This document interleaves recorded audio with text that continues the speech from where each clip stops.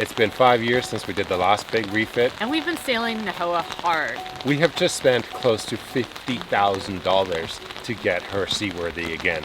You know the crazy thing is? It's not like it's all flash. I didn't get a new Korean countertop. There's no giant remodel. You could walk through her and go, doesn't look like you did a thing. We do now have drinking water, our toilet's flush, and most of the water is staying outside of the boat. It's actually a little bit surprising sometimes how much money these things do cost. So in this video, we're going to take you through the line items of what it actually took to get her seaworthy again, where all that money went, and we may try and convince you to rent a boat instead of own a boat. But don't be surprised if you do own a boat that every few years you might have to put some money into it. 10 to 20% of the boat value. And we're not joking, like people think we're crazy when we say that.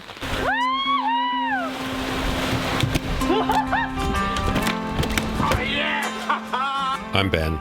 I can't suck it in anymore and pretend it's not there. That's Ashley, and that's our floating home, Nahoa. We recently added another crew member. She goes by the name of Willa. After having sailed over halfway around the world, we are getting ready for the second half of our circumnavigation, which will take us across the Indian Ocean and around the bottom of Africa. But with many of the world's borders still closed and Ashley getting more pregnant by the day, we've decided to haul the boat out, head back to Canada, have the baby, and then we'll continue on our travels in the not too distant future as a family of 4. Look at my butt got wet. Oh geez, she peed herself. Okay, so first off, I'm getting soaked again. This umbrella sucks. It's got some weak sides. So first off, we're in Thailand. This is what it cost us to do these things in Thailand.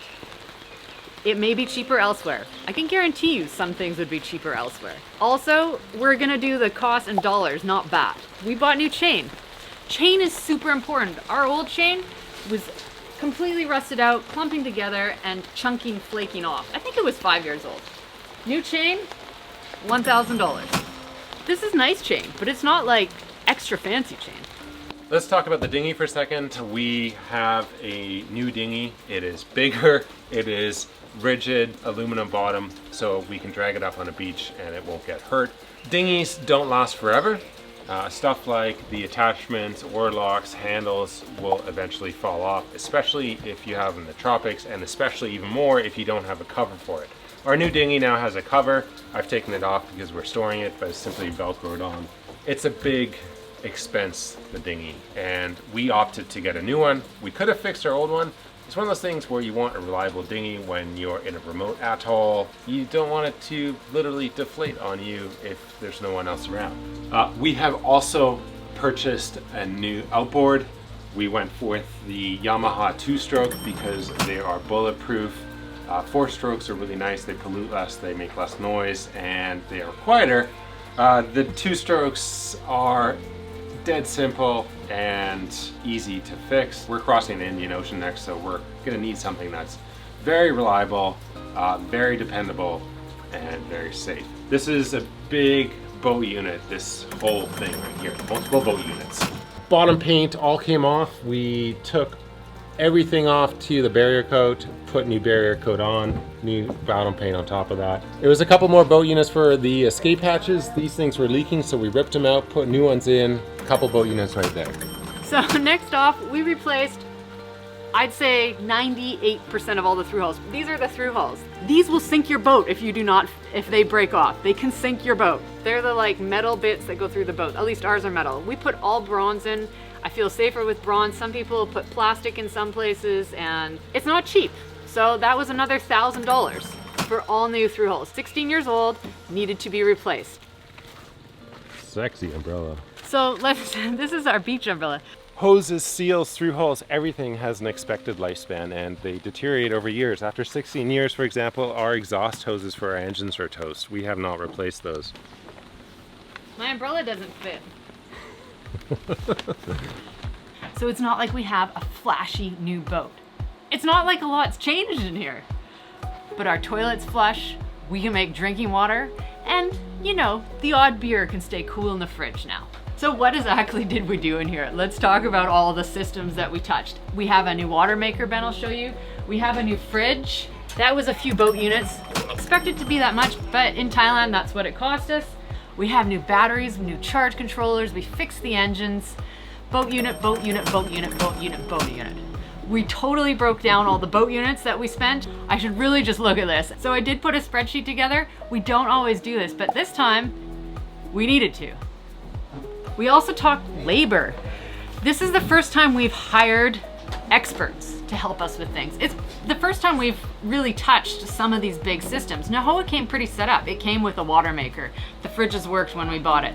The batteries worked when we bought it. So this is really the first time where we've had major systems touched, and we hired experts to help us with those systems. And I think it's a great thing. This is our new water maker. It is a high output 200 liter an hour water maker. You may think that's overkill, but we've had a few situations in our first half of our circumnavigation where we needed water bad and the seas were too rough. You can't make water when it's really rough out and stormy because you get air in the intake. So we now have a high output water maker. We can basically just drift with the waves for say an hour and fill up most of our freshwater drinking tank. This unit in particular cost more because we had to import it into Thailand, and that's a big fact why some of the things cost a little bit more. There's import duties, a lot of import duties in Thailand. On the other hand, I think the other offset was that the labor rates, the unskilled labor rates in Thailand are quite low. So we probably, I would guess, came out even if you were to do a refit, say, in Fort Lauderdale, which is one of the best places to do a boat refit. But what do? Your boat's in Thailand and you need parts, so you ship them here and you pay through the nose for import duties. Oftentimes, actually, a lot of people do go to Malaysia, which is a day and a half sail away, where there's no import duties on the island of Langkawi, but borders are closed. What do? You don't have a choice. You have to pay the 30+ % of import duty. Anyways, we're stoked about this. We're stoked about a lot of things. Let me show you the batteries on the other side really quickly. This was a huge expense for us installing these batteries. We didn't realize how big of a job it would be to move the batteries from the engine compartment, rerun all new big ass wires. Many boat units of labor to look at our electrical system, rip all the old shit out, and basically remove it over here out of the engine compartment. But we are stoked about our new lithium battery bank from Relion. Awesome batteries, plug and play. Threw them in here. Basically everything worked right off the bat. So there are a few things we have not done. One of them is clean our diesel tanks. Our diesel tanks are very dirty right now. We're going through a lot of filters. Engines are bogging down after very short periods of time. So that's something we need to do. There's other things we haven't done as well. Some of our hatches leak. These are Lumar hatch seals, and with any kind of seal they shrink over time and become brittle. So we've just basically had to silicone them in place and close it, silicone it, and go home. Our instruments. Our radar is from 2005. I just noticed it's starting to bubble on the display a little bit. But we do like our radar, so if this thing craps out, we will replace that component. We do not want to replace everything though. One thing I haven't mentioned is our rigging. All the stainless steel rigging has been replaced. That was a lot of boat units. We expected about 10,000. I think it cost more like 12. We even replaced what's called the Seagull Striker. This thing pushes down on the crossbeam to prevent the counter forces. We've also replaced all of the shrouds, so all the wires leading up to hold the mast up, as well as the diamonds up at the very top. So that was a big one. Those were very old and not reliable anymore.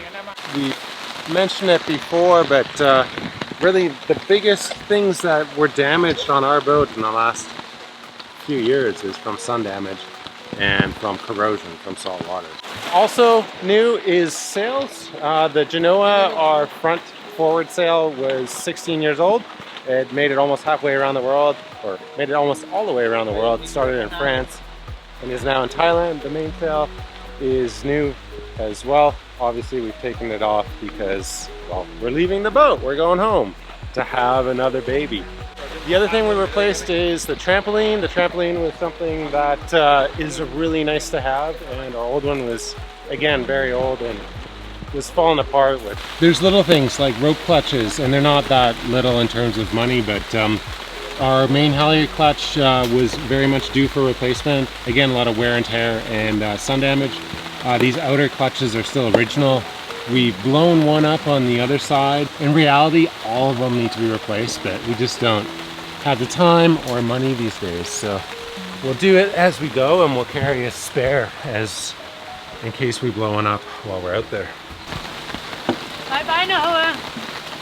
It's kind of always a bit bittersweet. I don't want to leave, but we're going home for such a good reason right now. This baby's coming in like just a few months. We'll come back. Plus having another kid, how awesome is that? It's a miracle at our age. We don't pretend to be young. Have you seen your umbrella, Ashley? Well, I did notice, but it wouldn't go out. Oh, much better, much better. You fixed it. But okay, it's rainy season, but it doesn't normally rain this much every day. It just so happens that this is our last day, and it is like, it's the rainiest day we've had yet. Like, it literally hasn't stopped since we got up this morning. And we were up at like 6:30 or something, and it's been raining since. Like this, cats and dogs. I am so stoked to be leaving Nahoa. It's been a lot of boat work, and you know, it really kind of feels good to be going home to have a baby and come back with a boat that's seaworthy. I'm not stoked to be leaving, but I'm stoked for the reason we're leaving. Yeah. I mean, I'm not like, yay, let's leave Nahoa. I'm like, I'm really excited to go home, have our second baby, and come back to a boat that's totally amazingly set up for next season. Yeah, for the second half of circumnavigation. I mean, yeah, we've been delayed, but to be honest, like, it's been COVID. Borders have mostly been closed, so make more babies. I think that's a pretty good idea. Wonder how many other people have decided that.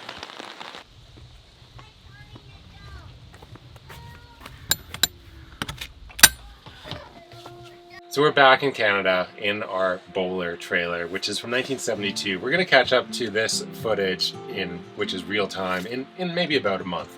But before we do so, we wanted to kind of summarize all the money we spent and kind of summarize the lessons that we learned. Okay, come on over. Oh.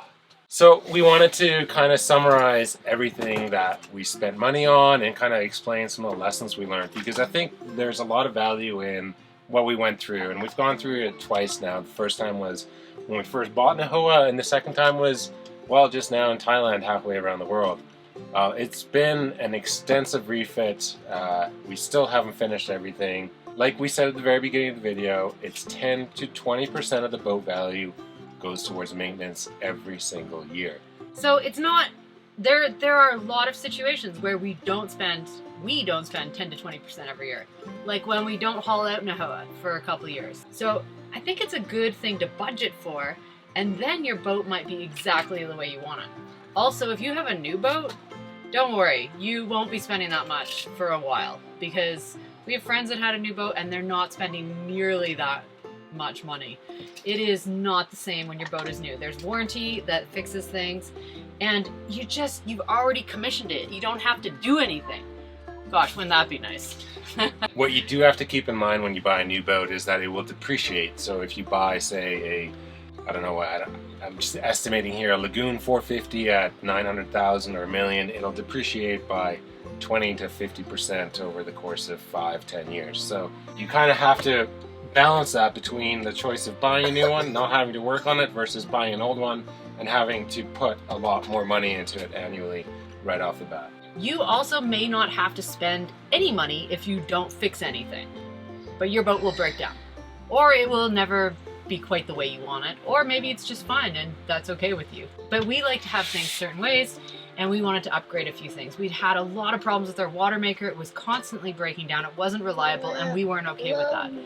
So these are the kinds of things that blow the budgets out of the water, and that 10 to 20% that you budget for year after year might not be spent until year 5 or 8 or whatever it is, or when you redo your rigging or whatever it might be. But these are things that come up every 10 years. Maybe just own your boat for 5. You could sell your boat. Refits are very hard. They're extremely stressful, and oftentimes these happen at the beginning of your boat ownership. It is by far the hardest thing we have done while sailing around the world. in Virginia and in Thailand were both pretty significant. We did a significant amount of work in both places. In Virginia, we did it all ourselves. In Thailand, we had trades. I would say they're kind of equally as stressful in terms of getting things done. One, the trades, you kind of have to manage them, and then you're spending more money. Two, if you're doing it yourself, the time that it takes is like, it can be significant, especially if you're learning as you go. But go into it with the mindset of, it's gonna be okay. I highly recommend, especially if you have children, do not try to live on the boat when you're doing a refit. It just like, it's mind-boggling, it's too much, and uh-oh. So we have mechanics, water maker installers. I'm sure we had the engineers on board earlier. We had gel coat people on board. We have Odd, who's doing all our upholstery and new sunshades on board. It's a busy boat. There's really literally no space left for Willa and I. So what are you doing? So we're eating. And? If we sit right here and eat and drink, we're fine. And we're cheering. We're cheering on. They started the engine, we give a good clap. Hey Willa, yay! The other thing that I think we should talk about is hiccups. There will always be hiccups when you're doing boat work, and especially when you're doing a refit. We had some bad trades come aboard, and they weren't malicious, but they possibly were overambitious of what they could do. And careless. I would say careless. Yeah, you could even go as far to say as careless. It was gel code work, and, well, maybe we should just play the clip.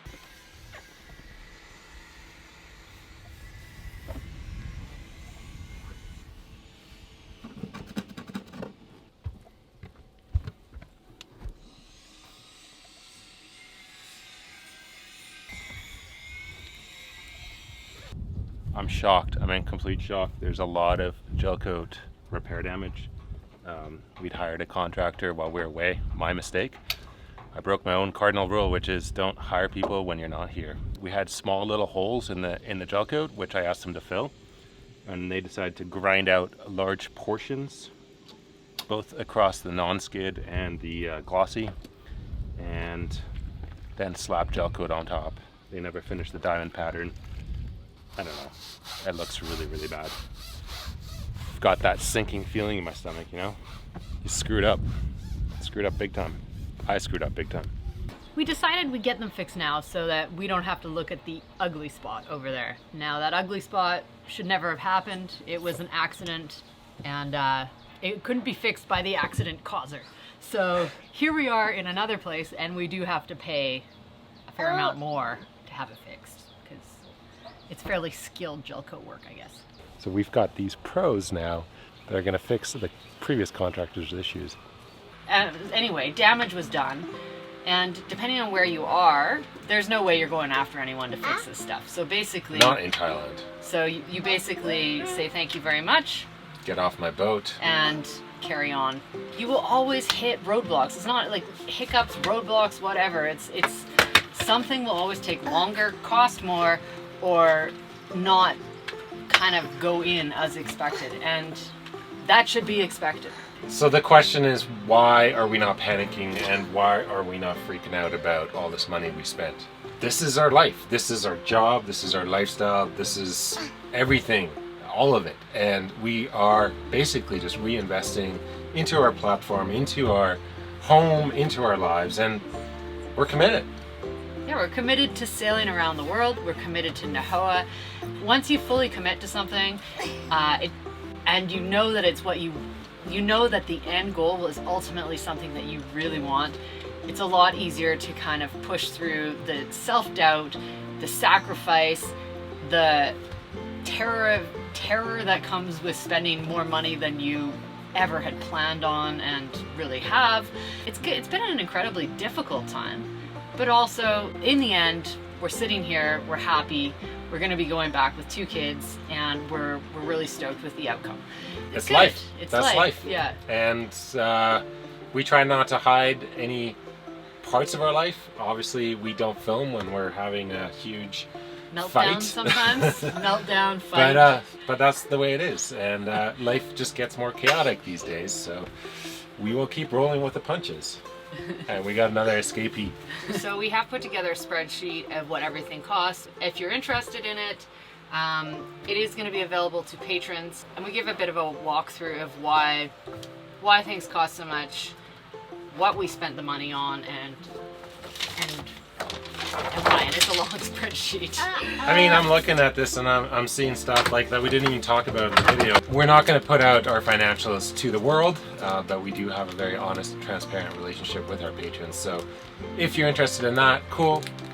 Sign up on Patreon. If not, you'll probably get a really good idea of where money went just by watching the video and taking some notes. Boats are a constant piece of work. Rent. Don't buy. I don't think anyone will rent you a boat to sail around the world. I thought, yeah. All right. Hope you guys enjoyed that episode, and we'll see you next week. If you're interested in all the other refit videos, I'll put a playlist, just a short playlist of those, kind of highlighting some of the big fixes we did. See you next week. Bye for now. Say bye-bye, Willa. Bye-bye.